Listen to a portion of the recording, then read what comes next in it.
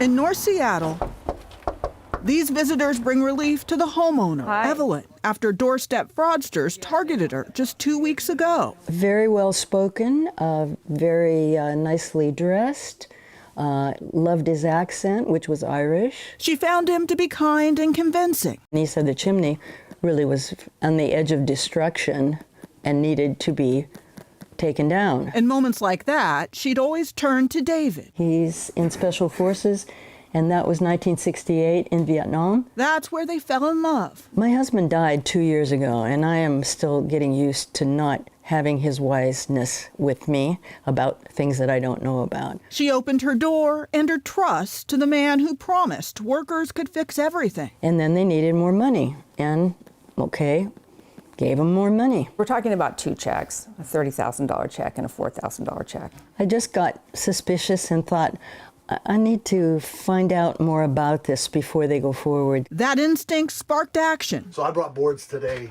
to screw up here. She called a friend who called police and Chris and Deb Young. I've worked with Evelyn and David for 10 years. Lawn, take care of things inside. Chris moved fast, pulling up just as one worker lingered on site. I plugged him in. I had Deb on speed dial. I said, get ready to call the 911. For me, that was devastating.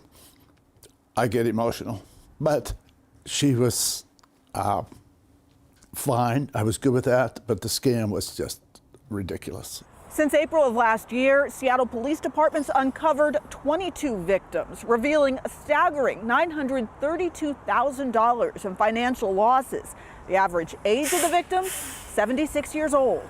They make it look legitimate to the best of their ability. Police launched an investigation into Evelyn's case. It just makes me sick to my stomach to see these people prey on the elderly. And Community Service Officer Jane Dorr stepped in. I told Jane, I said, we got to do something. We can stop this. He is on fire. He's like, we're still trying to call the bank. We sat down with her, and it honestly took about an hour. It felt like 3 hours.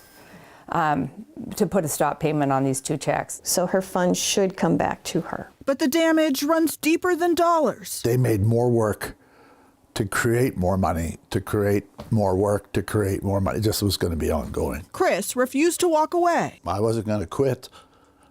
Evelyn had a hole in our roof. We have people the Vietnam Veterans of America, we have vets with hammers who fix things and repair things for other veterans. He's now rallying volunteers to fix what the scammers left behind. My husband has a wonderful heart for veterans, and one of the key elements of their veterans group is not to abandon each other, but to stand for each other and to support each other. Deb says that, plus having community service officers in their corner, made all the difference. Without them, this would have been bad.